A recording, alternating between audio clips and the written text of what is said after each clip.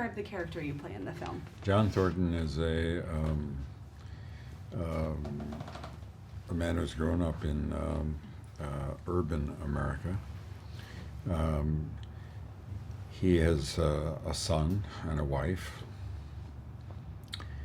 He is he arrives in the Yukon not to seek gold like others, but has come there to seek isolation and solace. He and his son had always planned on an adventure, and his son was intrigued by the news coming out of the Yukon, drawings and pictures, early tintypes of the mountains and wild places, and they had always dreamed of this adventure together. And then, tragically, his son was taken by disease that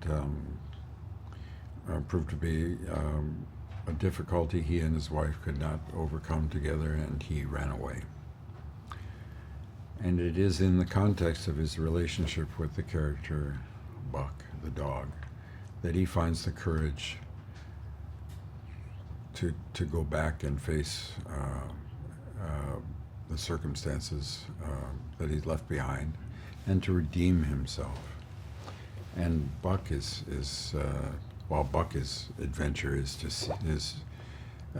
meet his destiny, to join his animal ancestors, and to hear the call of the wild. At the same time, there's a nice dramatic roundness to Buck's influence on Thornton, creating this instinct to move towards redemption. And what inspired you to want to be in this film? The emotional power of that relationship, and the very talented people involved in the telling of the story.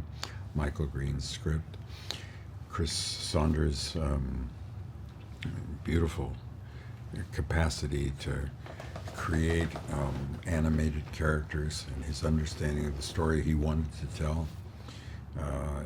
Other people that worked on the film, all inspired. We were all working together to try and create an emotional experience for the audience.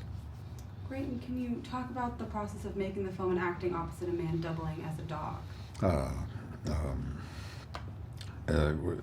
It was actually fun. I mean, it sounds like it would be a difficult circumstance, but Terry Notary is a very good actor, and he was our stand-in for Buck.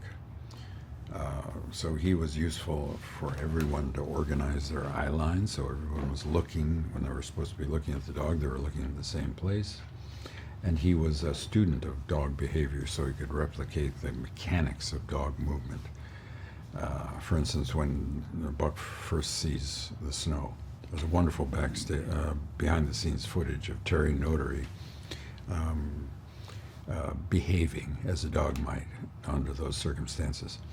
But in the more intimate scenes that we shared, the more character scenes that we shared together, he was a fantastic person to work with. And it gave me an emotional partner to work with. And why do you think the story has resonated with readers and audiences for so long? And the power of elemental stories. They survive time and context, social context, context of time. This is a book that's been around for 100-some years, almost 120 years. It's never been out of print. So there's something in there that survives. And I think it's because it recognizes the elemental power of nature. And last question, I would say, why is it so important for audiences to experience this film on the big screen? Because the world is big screen. The world is not this big. It's not even this big. But being in a theater, the scale of the visual is really significant difference. That, plus the fact that you're in a theater in the dark with strangers. You've come there, you're experiencing the same thing, you're feeling much the same thing. So you get a sense of your,